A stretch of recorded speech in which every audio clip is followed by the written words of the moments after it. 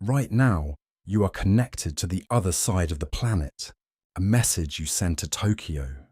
A video streaming in from London. This very video arriving on your screen. All of it crosses oceans in less time than it takes you to blink. And almost everyone is wrong about how. It's not the satellites. It's not the cloud. The cloud isn't in the sky at all. The truth is stranger, older, and far more fragile than that. 95% of everything, every email, every bank transfer, every call, every nation's entire internet travels through here. A cable, about as thick as your thumb, lying in the cold and the dark, thousands of meters down, where no light has ever reached. There are around 500 of these on Earth. Together, they are the actual, physical internet. And if you cut enough of them, the modern world goes silent. When we talk about data being in the cloud, we picture something weightless, information floating in the air, beamed down from space, and satellites do carry some internet traffic. For remote ships, aircraft, places no cable can reach. But satellites are slow, expensive, and limited. A signal to a distant satellite and back travels tens of thousands of kilometers. That round trip adds a delay you can feel. So the overwhelming majority of intercontinental data, by most estimates between 95 and 99%, doesn't go up at all. It goes down, into the sea. Over 1 million kilometers of cable line the ocean floor, enough to circle the planet more than 30 times. They connect every inhabited continent. They are owned by governments, telecom giants, and, increasingly, by the companies whose names you already know. The ones running your searches, your videos, your maps. This is the part that should unsettle you a little. The most important infrastructure of the modern age isn't locked in a vault. It's lying, mostly unguarded, on the bottom of the sea. And to understand how we got here, we have to go back to a man, a ship, and one of the most spectacular failures of the 19th century. In the 1850s, sending a message from New York to London meant putting it on a ship, 10 days if the weather was kind. An American businessman named Cyrus Field had an idea that everyone told him was insane. Lay a telegraph wire across the entire Atlantic Ocean, 2,000 miles of cable across a seabed nobody had ever seen, in waters miles deep. The first attempts were a disaster. The cable snapped and vanished into the deep. They tried again. It snapped again. Investors fled. Newspapers mocked him. Then, in August 1858, it worked. For the first time in human history, a message crossed an ocean in minutes instead of days. Queen Victoria sent a telegram to the American president. People lit bonfires in the streets. They rang church bells. They genuinely believed they were watching the world become one. It lasted 3 weeks. An engineer, trying to push the faint signal through faster, cranked up the voltage and burned the cable out from the inside. The line went dead. The bonfires had barely cooled. It would take another 8 years, a ship 5 times larger than any other afloat, and the end of a civil war before a permanent cable finally held. But once it did, it never really stopped. From that moment on, the continents stayed connected. We just kept replacing the wire, copper for telegraph, then telephone, and finally, the material that changed everything.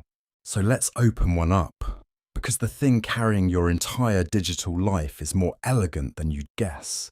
From the outside, a deep-sea cable looks industrial, armoured, greased, wrapped in steel wire and tough polyethylene. That armour isn't for water pressure, it's for protection, and we'll get to what it's afraid of. Peel it all away, and at the very heart you find something almost disappointing. A bundle of glass threads, each one thinner than a human hair. These are optical fibers, and here is the trick that makes the modern world possible. We don't send electricity through these, we send light. A laser at one end flickers on and off billions of times per second. A storm of pulses, each one a fragment of data. That light travels down the glass, and because of a principle called total internal reflection, it cannot escape the fiber's core. It bounces along the inside walls, racing forward, trapped in the glass like a marble in a tube, all the way across the ocean. Inside that glass, the light moves at roughly 2/3 the speed of light in a vacuum, which means a pulse leaving New York reaches Europe in under 1/10 of a second. But here's a problem. Light fades. Over thousands of kilometers, even the cleanest signal gets weak and smeared. So every 50 to 100 kilometers along the cable, there's a device called a repeater. A repeater grabs the fading light and amplifies it, boosts it back to full strength, and sends it onward. These repeaters need power, so a thin copper sheath runs the entire length of the cable, carrying thousands of volts from shore to feed them. One continuous electrical lifeline, humming under the sea, keeping the light alive across an entire ocean. A single modern cable, all of this packed into something the width of a hose, can now carry hundreds of terabits per second, enough to stream tens of millions of high-definition videos at once, through a strand of glass thinner than your hair. So how do you lay 1,000 miles of glass across an ocean without breaking it? It starts with mapping. Survey ships scan the seabed for months, plotting a route around underwater mountains, trenches, and known hazards. The goal is a path as smooth and boring as possible. Boring is safe.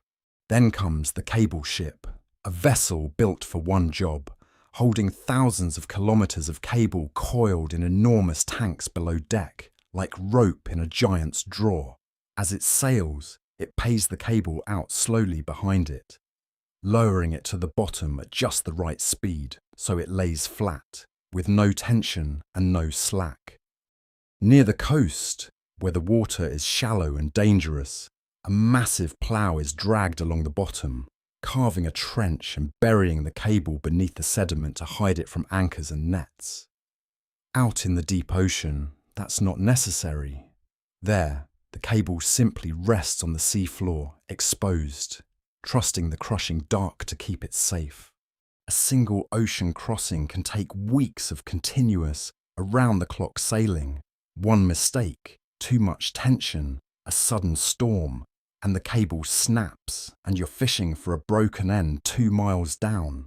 Which brings us to the uncomfortable truth about all of this. For all our engineering, the system that runs the planet is astonishingly easy to break. Cables fail constantly, well over 100 times every year, and the culprits are rarely dramatic.